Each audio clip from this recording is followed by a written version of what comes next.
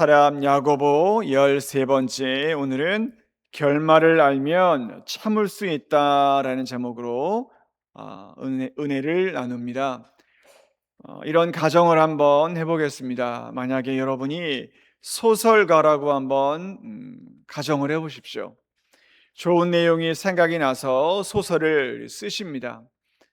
다양한 사람들이 나오고 장소, 상황들이 등장하지 않겠습니까? 여러분은 그 소설을 쓰고 있는 작가로서 그 소설의 결말을 다 알고 계십니다. 아무리 주인공이 힘들고 어려운 일을 겪어도 결말을 알고 있기 때문에 주인공이 겪고 있는 그 모든 아픔과 상처가 이 소설의 결말을 바꾸지는 못해, 이런 생각을 아마 하실 것입니다. 자, 그러면 만약에 우리가 성경을 지금 보고 있을 때 하나님의 신실한 말씀인 이 성경, 하나님이 쓰시지 않았습니까? 하나님께서 이 말씀을 기록하실 때 결말을 다 아시죠?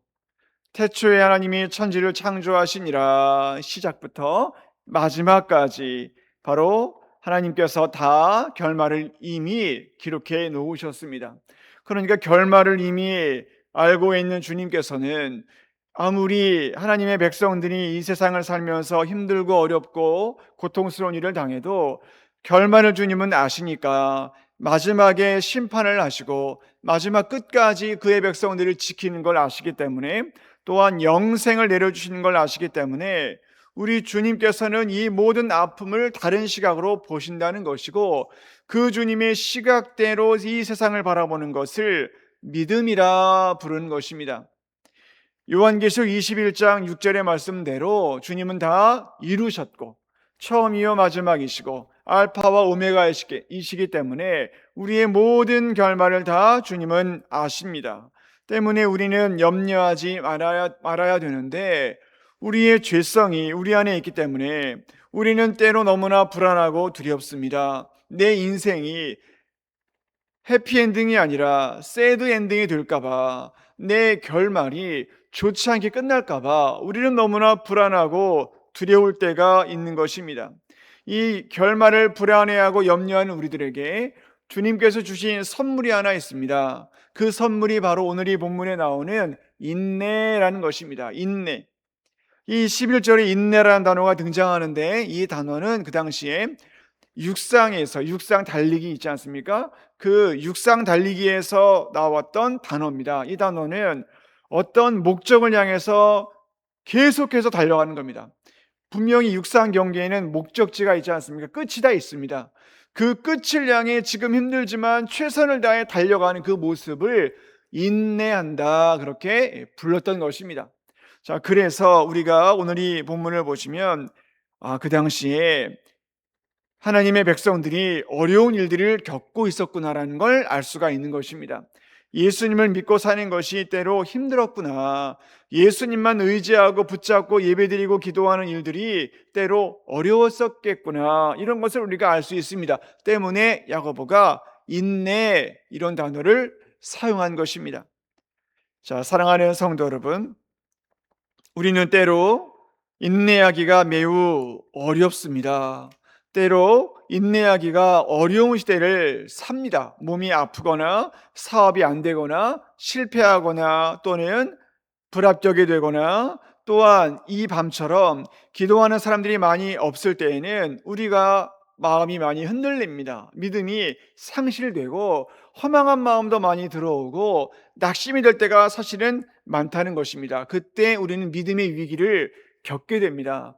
그 순간에 우리는 어찌해야 되는가? 야고보 사도는 흩어져 있는 12지파 하나님의 백성들에게 길이 참으라 말씀을 합니다. 인내하십시오, 이렇게 말씀을 합니다. 참고 견디라 하십니다. 그런데 이 부분을 우리가 주목해 봐야 되는데, 언제까지 참고 견뎌야 됩니까? 언제까지 이 모든 힘든 일들을 감당해야 됩니까? 우리는 하나님 앞에 질문 드릴 수가 있는데, 오늘 이 본문을 보시면 주께서 강림하시기까지, 즉 주님께서 오실 때까지라는 기한을 두고 있습니다. 그때까지 참으라는 것입니다. 요한계시록 22장 20절, 내가 진실로 속히 오리라 말씀하셨습니다. 속히 오시겠다고 약속하셨고, 그때까지 길이 참으라, 이렇게 근거를 우리들에게 주시는 것입니다. 이 결말을 알고 있는 사도 야고보는 성도들이 참고 견딜 수 있는 이 근거가 속히 오시는 주님, 그 오심을 근거로 우리들에게 견디라 말씀을 하고 있습니다. 그래서 바로 이 근거를 우리들에게 하나의 예를 들어주는데 농부를 들어줍니다. 농부. 자, 이 본문을 보시면 이런 내용이 나옵니다. 이른 비와 늦은 비를 농부가 그 당시에 기다렸습니다. 이 이른 비와 늦은 비는, 이른 비는 가을 비고 시온에서 11월에 내리는 비가 이른 비고, 늦은 비는 봄비인데 3월과 4월에 내리는 이 비를 그 당시에 이 팔레스타인 지역에서는 이른 비, 늦은 비 그렇게 불렀던 것입니다. 신명기 11장 1절 이하를 참조하면 이스라엘 땅은 매우 건조합니다. 건조한데 산도 많고 골짜기도 많습니다. 그러니까 비를 담지하지 못합니다. 때문에 모든 농작물은 내리는 비를 그대로 기다려야 됩니다. 이걸 천수답이라고도 하는데, 노는 우리가 꿈도 못 꾸고 밭농사를 주로 해야 됩니다. 그러니까 밭농사를 주로 하는 이 이스라엘 땅에서는 비가 내려줘야 됩니다. 여러분, 그런데 이 농부들이 농사를 지을 때 이른 비와 늦은 비가 올 것을 알고 있습니다. 때로 일주일이 늦거나 하루 이틀은 늦을 줄 몰라도 이른 비와 늦은 비를 반드시 하나님이 내려주실 것을 농부들이 다 알고 있다는 겁니다. 그런 것처럼 우리 주님께서 이 땅 가운데 반드시 오시기 때문에 때로 우리가 그것이 내 생각에는 늦는다고 생각될지는 몰라도 반드시 오시는 주님을 확신하고 참고 기다리자, 그렇게 야고보가 제안을 하고 권면을 하고 있는 것입니다. 자, 때문에 오늘 이 본문을 보시면 8절에 주의 강림, 즉 오실 때가 가까웠습니다. 9절에 심판의 주님이 문 밖에 서 계십니다. 즉 심판하실 분이 이미 문 앞에 있습니다. 이렇게 강조를 합니다. 자, 여러분, 그런데 우리가 이 본문을 통해서 조금은 마음이 힘든 게 있어요. 그건 뭐냐면, 주님께서 오실 때가 가깝고 심판하실 분이 이미 문 앞에 섰는 건 우리의 믿음으로 알겠다는 거예요. 우리는 모두 다 주님이 재림하실 때가 가까웠다는 건 다 알죠. 그런데 야고보서가 기록될 때가 60년입니다. 서기. 지금이 2026년이잖아요. 아니 주님, 그러면 이게 지금 약 2000년이 지나왔는데 아직 안 오셨잖아요. 아니 그럼 주님, 도대체 언제 오시는 겁니까? 주님의 재림은 언제나 이루어지는 겁니까? 임박했으니까 인내하라고 그러시는데 도대체 언제까지 인내하는 겁니까? 여기에서 우리가 무너지는 겁니다. 바로 이것 때문에 도대체 주님은 언제 오시는 것인가? 언제 내 생활은 나아지는 것인가? 언제 우리가 기도하는 기도 제목은 응답되는 것인가? 우린 여기에서 무너지잖아요. 우린 이 부분을 묵상해 봐야 되는데, 시간에 매여 사는 우리들은 이 재림하시는 정확한 시간이 매우 궁금합니다. 그런데 오시는 주님께서는 시간에 매여 계시지를 않죠. 바로 이 부분에서 우리가 하나님의 시간과 우리의 시간을 주목해 봐야 됩니다. 하나님의 시간이 있고 우리의 시간이 있죠. 근데 우리는 우리의 시간을 하나님의 시간이 자꾸만 우리 시간에 맞춰주기를 원해요. 그런데 하나님의 시간은 하나님의 때에 이루어지는 겁니다. 사도행전 1장 7절의 말씀대로 때와 시기는 아버지께서 자기의 권한에 두셨으니 너희가 알 바 아니요, 이렇게 말씀을 합니다. 그건 모두 다 하나님의 주권이라는 거예요. 이걸 제가 좀 더 쉽게 설명을 드리면 이런 내용입니다. 제가 오래전에 어머님이 저녁을 준비하기 위해서 시장에 이렇게 가시는 거예요. 시장에 가면서 저한테 뭐라 그러냐면, 엄마가 시장 다녀올게, 공부하고 있어, 엄마가 올 때 호떡 사다 줄게, 이렇게 말씀을 하시고 시장에 가셨어요. 자, 그럼 여러분, 다시 집에 오시는 때와 시기는 누구만 압니까? 이건 엄마만 아시는 거예요. 저는 모릅니다. 엄마만 알아요. 저는 애 같아져. 언제 호떡 사오냐 도대체. 빨리 좀 왔으면 좋겠는데 언제 오냐. 그런데 엄마는 엄마의 시간에 오는 거예요. 저의 시간에 오는 게 아닙니다. 장을 봐야 오시는 거예요. 그래야 맛있는 저녁을 차려주는 겁니다. 그런데 저는 저의 시간이 있잖아요. 또 이 부분이 우리가 주목해 봐야 되는 것입니다. 여러분, 마귀가 여기에서 틈을 노려요. 마귀는 기다리는 우리에게 재림에 대한 의심과 불신을 막 심어줍니다. 안 와, 안 와, 안 온다니까, 오지 않아, 안 올 거야. 계속 우리들에게 의심을 하게 만들고 불신을 하게 만드는 거예요. 서기 60년, 바로 이때 로마의 황제의 5번째 네로 황제였습니다. 얼마나 기독교를 핍박했는지 몰라요. 얼마나 많은 기독교인들을 죽였는지 모릅니다. 박해를 받던 이 그리스도인들은 내일 순교할 수 있습니다. 주님, 속히 오시면 안 됩니까? 지금 빨리 오시면 안 됩니까?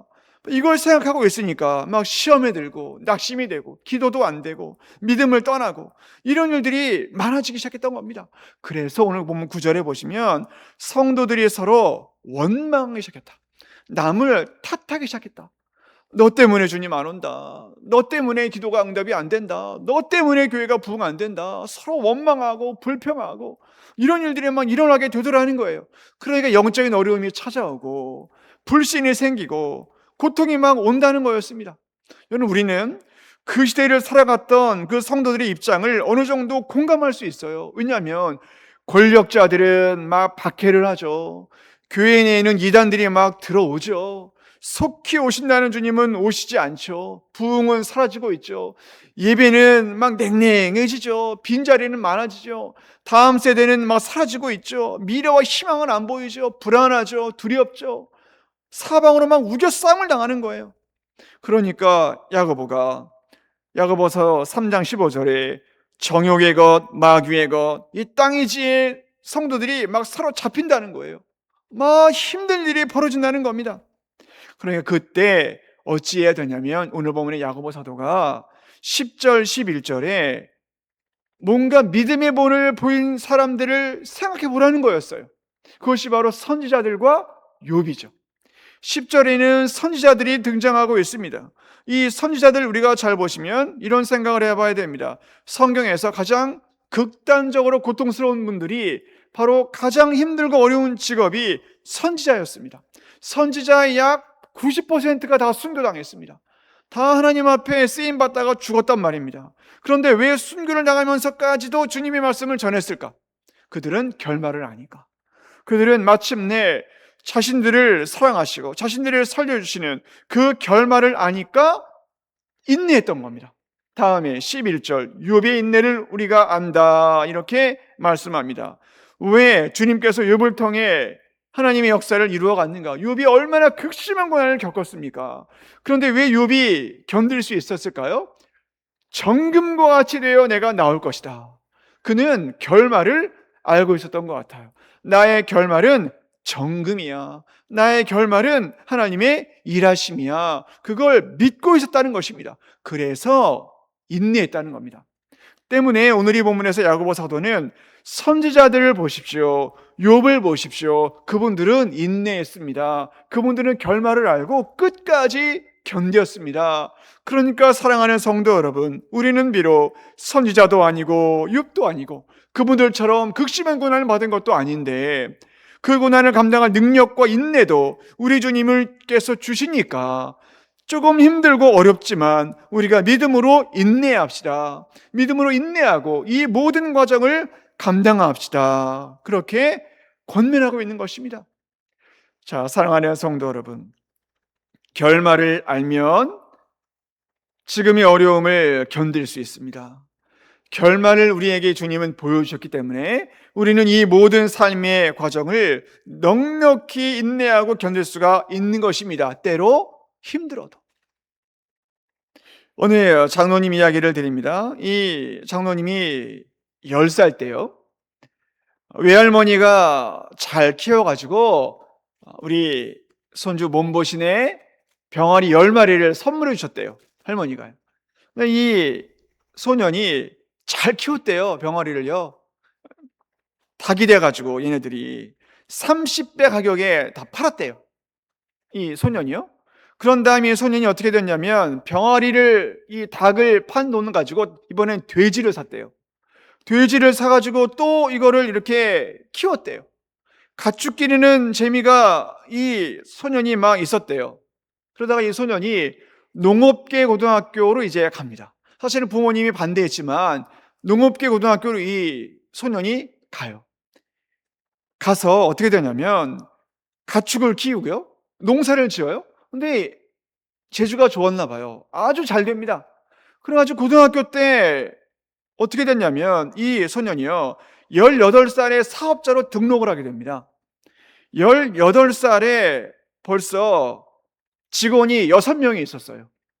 이 고3 때인데요. 그리고 고등학교 졸업할 때에는 4천만 원을 모았어요.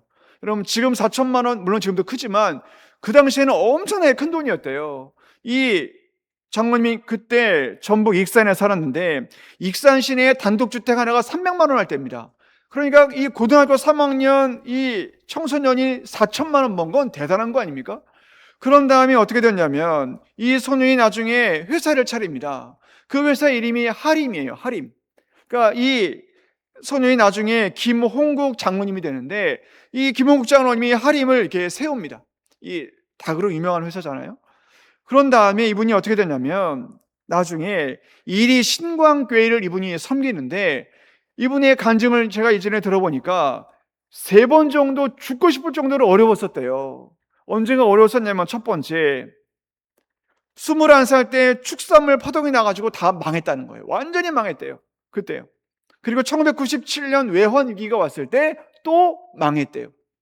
그리고 2003년에 공장에서 전기 누전이 일어나가지고 화재가 나서 다 망했대요. 또 조류 인플루엔자가 그때 또 와가지고 겹쳐서 막 와가지고 거래처 다 끊어지고 2년 동안 다 적자가 나가지고 이제 내 인생이 끝났구나. 난 이제 살면 안 되겠구나. 이런 생각을 했다는 거예요.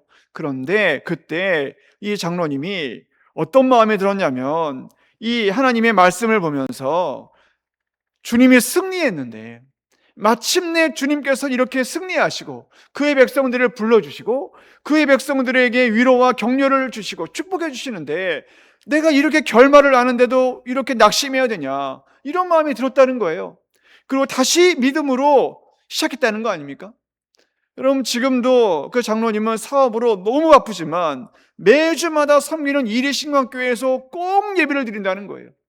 그래서 이분한테 사람들이 물어봤대요. 장로님, 어떻게 그렇게 힘든 시간들을 이겨냈습니까? 물어봤대요. 그랬더니 하시는 말씀은 그겁니다. 결말을 알고 있지 않습니까? 우리는 결말을 다 알고 있는 사람들인데 낙심할 필요가 뭐가 있습니까? 이렇게 말씀하시더라는 겁니다. 자, 사랑하는 성도 여러분, 하나님께서 우리에게 결말을 다 알려주셨습니다. 여러분, 그런 우리는 감당할 수 있는 것입니다. 우린 능히 하나님의 인도하심을 따라 감당할 수 있는 거예요. 그러니까 우리가 할 일은 지금 묵묵히 기도하고 기다리는 겁니다. 그러니까 우리가 할 일은 하나님 앞에 묵묵히 기도하고 기다리는 거예요. 근데 이게 힘들어요, 때로요. 근데 이게 제일 어려운 거거든요. 그럼에도 불구하고 우리가 이 모든 사명을 감당할 수 있는 힘을 주님께서는 주신다는 거예요. 저는 어느 마을에 항상 붙어 다니는 단짝 여자친구들이 있었대요. 근데 그 중에 한 친구가 피아노를 배웁니다. 얼마 뒤에 다른 친구들도 나도 피아노 배우고 싶어. 피아노 학원에 다 등록을 했대요. 학교에서도 동네에서도 피아노 학원에서도 서로 즐기면서 이렇게 행복한 시간을 보냈대요. 저는 그런데 시간이 지납니다. 피아노 연습하는 게 점점 쉬웠을까요? 어려웠을까요?